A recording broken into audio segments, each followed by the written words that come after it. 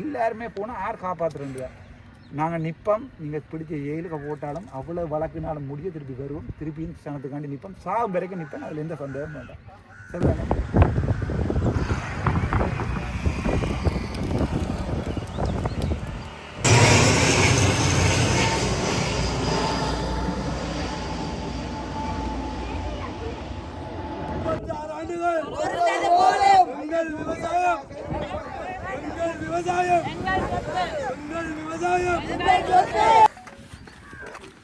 சந்தோஷம். நான் அடிக்கிறேன் உங்களுக்கு. கடந்த தெரிஞ்சிருக்கும் தெல்லிப்பளை ஆதார வைத்தியசாலையில் ஒரு ஆர்ப்பாட்டம் நடந்தது. அதாவது அங்கே எந்த ஒரு ஊழல் நடக்கவில்லை, பொய்யான குற்றச்சாட்டுகளை மக்கள் வைக்கின்றார்கள்.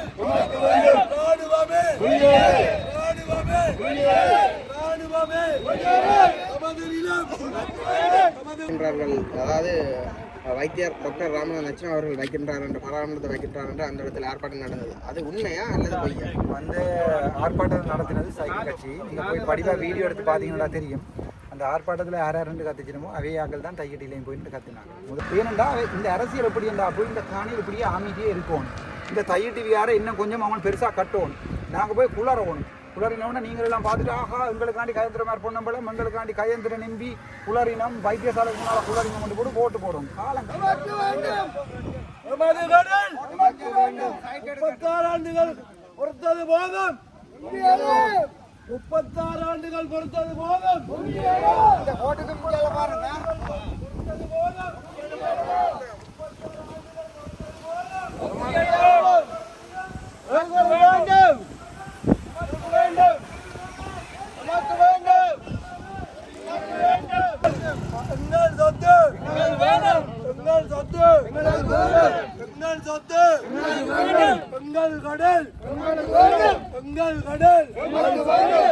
விவசாயம்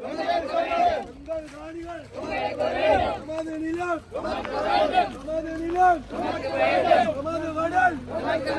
36 ஆண்டுகள் பொறுத்தது போதும். 36 ஆண்டுகள் பொறுத்தது போதும். நமது நிலம் ராணுவமே ராணுவமே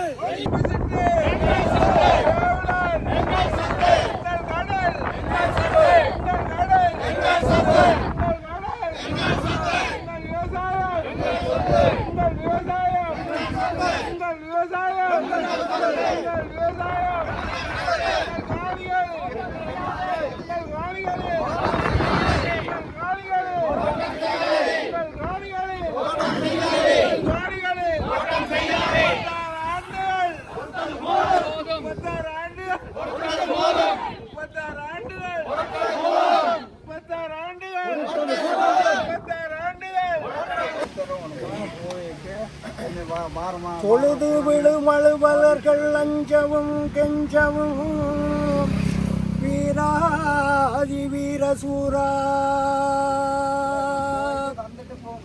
துட்ட நாம் தீயோ கிளேசி நாவினால் தொட்டது திட்டமன்றோ விடுது உயர் கள்ளி அதனிடையே முந்து கைகால் வரிந்து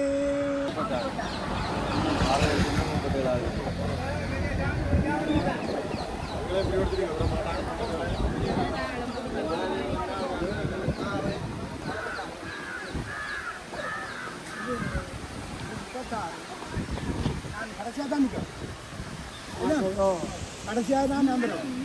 பாராளுமன்றத்தில் 27 செக்ஷனில் 9 வரைக்கும் இந்த கேள்விகள் கேட்கல. சிறியன் ஐயா தமிழில் கேட்டவர், அங்கே இருக்கிற ஹர்ஷன நாணயக்கார சிங்களத்தில் அவர் ஆங்கிலத்தில் பய சொன்னவர். ஐயா கேட்டதை டிரான்ஸ்லேஷன் பண்ணி அவர்கள் பிள்ளையாக டிரான்ஸ்லேஷன் பண்ணி பிள்ளையான விடைகள் எல்லாம் மாறி மாறி பரிமாறப்படும். ஏனென்றால் அவர்கள் சொன்ன விடயம் என்னென்னு சொன்னால் காசு இல்லை. ஆனால் ஹர்ஷன நாணயக்க பள்ளிகள் 45 மில்லியன் நீதிமன்றம் போயிட்டு நாங்கள் ஒதுக்கியிருக்கோம். காசு ஒதுக்கி இருக்கிற மண்டபம் சொல்லியிருக்கபடியாக தொடர்ந்து அந்த புதவுலிங்க செயல்படுகிறது நடக்கிறது. அனைத்து புதகுலிகளுமே இந்த இடத்துல பார்த்தீங்கன்னா இடைநிறுத்தப்பட்டதாக தான் மக்களால் கூலியும் காசு, அதாவது அகழ்வாராய்ச்சிக்கு வந்து காசு ஒதுக்கப்படும். அந்த காசு வந்து அதான் நாங்கள் டிசிசி மீட்டிங் அடிப்படுறாங்க. ஒதுக்கப்படுற காசு வேறு, இம்ப்ரெஸ் வேறு, அலோகேஷன் வேறு, இம்ப்ரெஸ் வேறு. அலோகேஷன்ன்றது 50 மில்லியன் அரசாங்கம் தாரம் வந்து ஒப்புக்கொள்கிறது.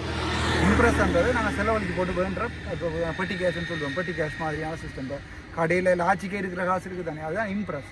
இவர்கள் அந்த அவ்வளவு அலோகேஷனையும் வேண்டி இந்த பெட்டிக்குள்ளே போடணும். அதை செய்கிறீர்கள். அதால் ஒவ்வொரு முறையும் நாங்கள் ஒவ்வொரு அகழ்வாராய்ச்சி பணியிலும் இடையில நின்றோம். காசு இல்லைன்னு நின்றோம். மற்றது இந்த அகழ்வாராய்ச்சி பணியில் வந்து சர்வதேச ரீதியில் ஒரு நடுநிலைமையான ஒரு ஆளை வச்சு கொண்டு நடக்கணுமென்றதில் நான் தெளிவாயிருக்கேன். அது தொடர்பாக நாங்கள் போக்கட்டை இறுதியாக மக்களுக்கு என்ன சொல்ல விரும்புகிறீங்க?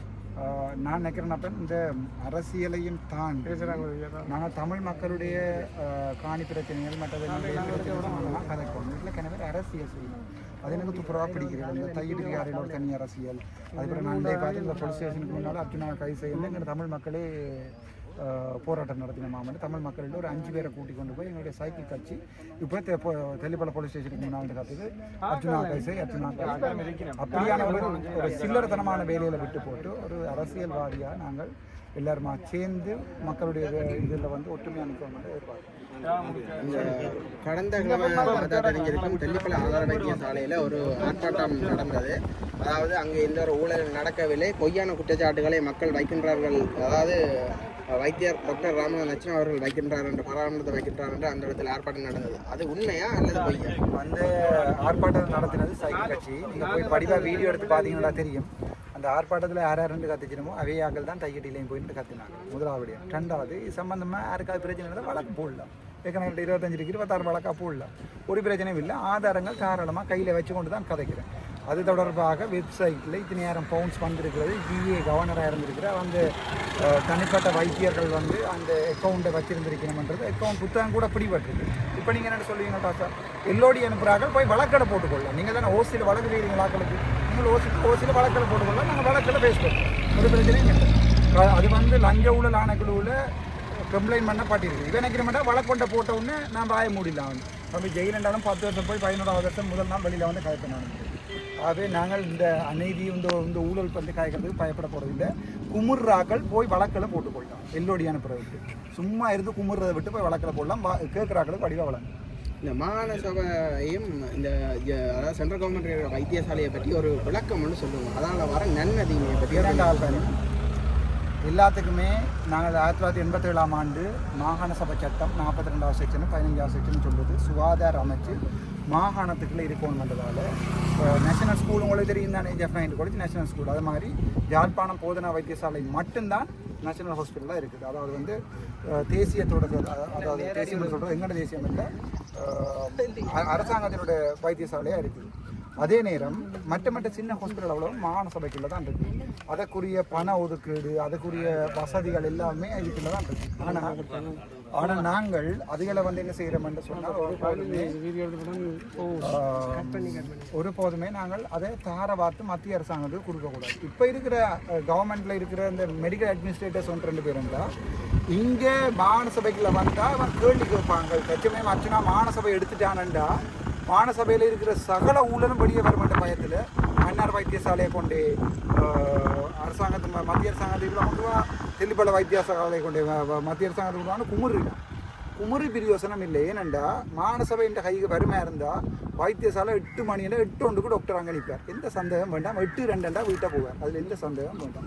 அப்படி ஒரு நிலைமை வந்துருமென்ற பயத்தில் தான் இந்த ஜிஎம்ஓயை முழுக்க கத்தி குளறி குமுறி 1-2 இந்த ஒருத்தருக்குமே நல்ல விஷயங்களுக்கு வழக்கு செய்யாமல் ஒரு சில பேர் இருக்கணும். ஏதாவது குமுறுறதுக்கு எல்லோடி அடிக்கிறதுக்கு மட்டும் அவர்கிட்ட போய் குளறி அவர் இந்த மாதிரி 1000 எல்லோடியை பார்த்து கொண்டிருக்கிறோம். எல்லோடி அடிக்கிறது எங்களாலையும் மேலும் தாராளமாக வழக்கு துணி முடிஞ்சால் இந்த கடைசி ஒரு எல்லோடி வந்து அனுப்பினார். ஒரு சுந்தரலிங்கம் கொண்டு ஒருத்தர் அவர்கிட்ட போய் சொல்கிறேன், நான் சுந்தரலிங்கம் முடிஞ்ச போய் வழக்க போட்டு நான் வழக்கில் பார்க்குறேன். என்னோட கையில் ஆதாரம் முழுக்க இருக்குது. சம்மந்தப்பட்ட வைத்தியசாலை இருக்குது, வைத்திய அதிகாரி இந்த ஊழல் தொடர்பான ஆதாரம் இருக்குது. நான் சிஐடிக்கு கொடுத்துருக்குறேன். அதே நேரம் எஃப்சிஐடிக்கு கொடுத்துருக்குறேன், ஃபினான்ஷியல் சிஐடிக்கு கொடுத்துருக்குறேன், இதுக்கும் கொடுத்துருக்குறேன். இது லஞ்ச ஊழல் ஆணையம் அவன் வழக்குக்கு வந்துட்டாங்க.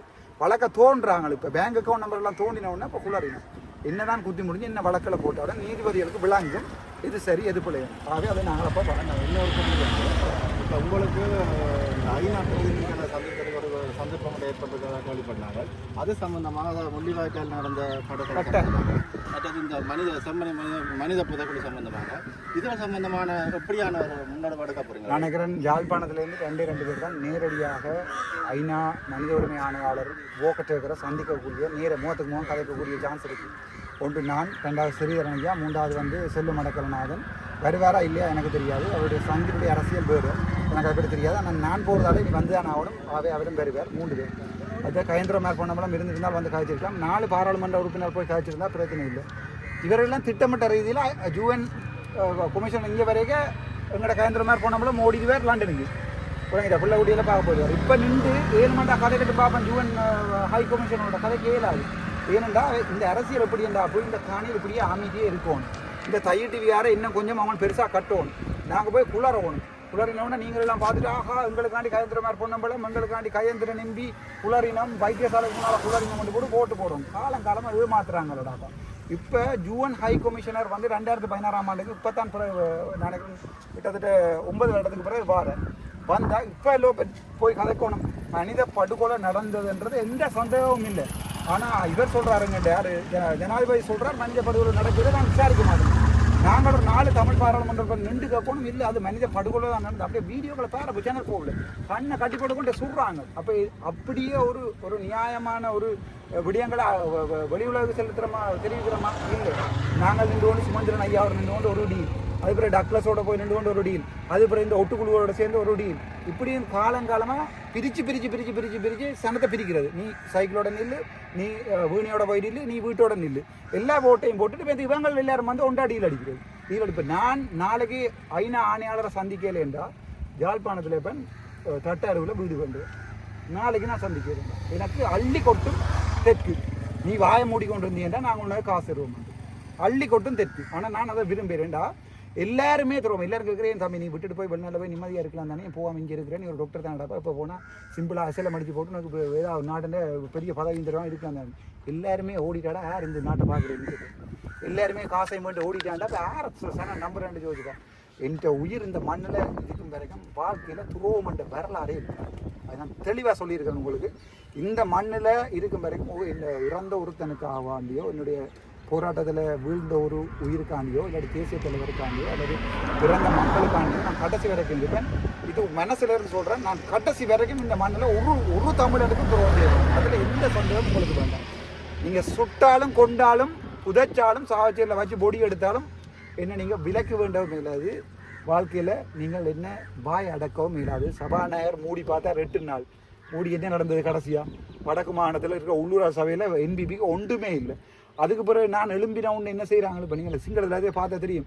முழு பேரும் 159 பேர் கத்துவாங்க. ஒரு தனித்தமிழ்நாடு கத்தி கொண்டு இருக்கேன். ஏதாவது 7 மண்டா கத்த சொல்லி உங்களை பாராளுமன்ற MP மேலே போய் 159 பேரும் கூவடிப்பாங்கடா பாராளுமன்றத்தில்.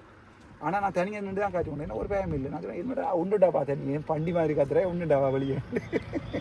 நான் இருக்கும் வரைக்கும் என்னுடைய இந்த போராட்டம் அப்போ நான் இந்த படிப்பையும் விட்டு தொழிலையும் விட்டு நான் நினைச்சிருந்தேன். இதே கார் இந்த கார் வந்து 2017ஆம் ஆண்டு 2017ஆம் ஆண்டு இலங்கைக்கு வந்து 3வது வெசல் இது. நான் வேண்டிய 72 லட்சம் 3வது வெசல் இது வேண்டி போட்டு நான் இந்த ஒரு டாக்டராக பேர் ஒரு ஹாஸ்பிட்டல் டிரெக்டராக 4 பென்ட்ராக்கு சைன் பண்ணி போட்டு பிட்கோல் அன்னைக்கு வடிவாக தெரியும் பிட்கோல் பண்ணுறவனுக்கு அப்போ 10 வீதம் சிட்டி வீட்டை கொடுத்துருந்தா சிம்பிளாக போகும். உழைச்சி கொண்டு இருந்துருக்கலாம். ஒரு மாதத்துக்கு 15 லட்சம் 30 லட்சம் உழைச்சி கொண்டு இருக்கலாம். போய் இந்த பாராளுமன்ற சம்பளத்துக்கு நிற்கிறது காரணம் என்னென்னா எல்லாருமே போனால் யார் காப்பாற்றுறா. நாங்கள் நிற்போம். நீங்கள் பிடிச்ச 7 போட்டாலும் அவ்வளோ வழக்குனாலும் முடிய திருப்பி வருவோம். திருப்பியும் சனத்துக்காண்டி நிற்போம். சாகும் வரைக்கும் நிற்பேன். அதில் எந்த சந்தேகமும் வேண்டாம். சரிதானே? தேங்க்யூ. துறையனே பகரறிய பலாலி நகரில் குடிவாழும் செவ்வசியாம் என்னும் முனி ஐயனே பாவி கட்சி கருணை புரியே.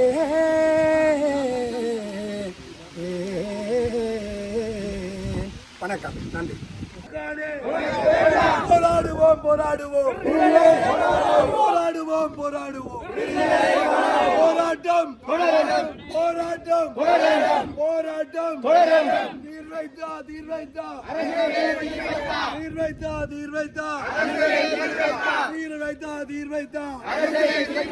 சொந்த நாட்டில் நாம் அகதி வாழ்க்கையா?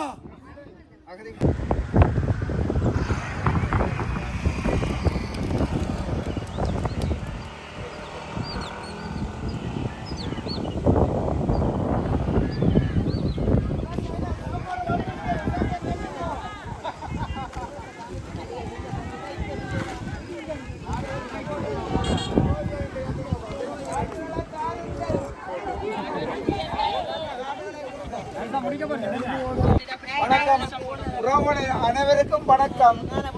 நாங்கள் எங்கட காணி சம்பந்தம் வேற எந்த ஒரு இதுவும் இல்லை. எங்கட காணி முடிவு சம்பந்தமாக தான் நாங்கள் இந்த சிறிய கண்டனத்தை செய்கின்றோம். இப்போ ஒத்துழைப்பு தந்த மக்களுக்கு நன்றி. இப்போது நாங்கள் கோஷங்களை எழுப்புவோம். சரி, எங்கள் காணி நமக்கு வேண்டும், எங்கள் காணி நமக்கு வேண்டும், எங்கள் காணி நமக்கு வேண்டும். காணி கிடைக்கும் வரை ஓய மாட்டோம், காணி கிடைக்கும் வரை ஓய மாட்டோம். எமது காணிகளை எங்களிடம் ஒப்படை, எமது காணிகளை எங்களிடம் ஒப்படை. வேண்டும் வேண்டும் காணிகள் வேண்டும், வேண்டும் வேண்டும் பூர்வீக காணிகள் வேண்டும். எங்கள் காணிகளை எங்கள் காணிகளை ஒருமை காத்தது போதும், ஒருமை காத்தது போதும். மாற்றுக் காணிகள் மாற்றுக் காணிகள் போராடுவோம் போராடுவோம் போராடுவோம் போராடுவோம். நமது போராட்டம் நமது போராட்டம்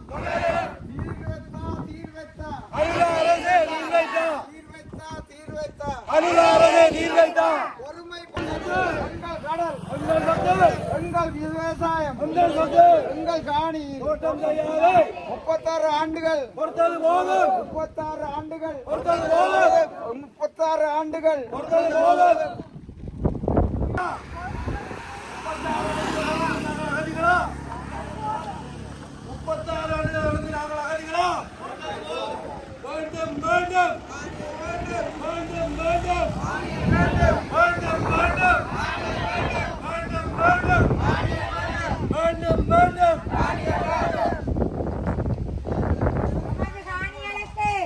எப்போது மீட்சி, எமது காணிகளுக்கு எப்போது மீட்சி, எமது காணிகளுக்கு எப்போது மீட்சி. எங்கள் காணிகள் எமக்கு வேண்டும், எமக்கு வேண்டும். காணிகள் கிடைக்கும் வரை ஓய மாட்டோம், காணிகள் கிடைக்கும் வரை ஓய மாட்டோம். காணிகள் காணிகள் வேண்டும் வேண்டும், காணிகள் காணிகள் வேண்டும். எங்களது காணிகளை விட்டுக் கொடுக்க மாட்டோம், எங்களது காணிகளை விட்டுக் கொடுக்க மாட்டோம். ஒருமை காத்தது போதும், பொங்கி எழுவோம், ஒருமை காத்தது போதும், பொங்கி எழுவோம், ஒருமை காத்தது போதும். பொங்கி எழுவோம். மாற்றுக் காணிகள் எமக்கு வேண்டாம், மாற்றுக் காணிகள் எமக்கு வேண்டாம், மாற்றுக் காணிகள் எமக்கு வேண்டாம். போராடுவோம் போராடுவோம் போராடுவோம் போராடுவோம் போராட்டம் போராட்டம் தீர்வை பொங்கி எழுவோம், பொங்கி எழுவோம். எமக்கு வேண்டாம், எமக்கு வேண்டாம். போராடுவோம் போராடுவோம்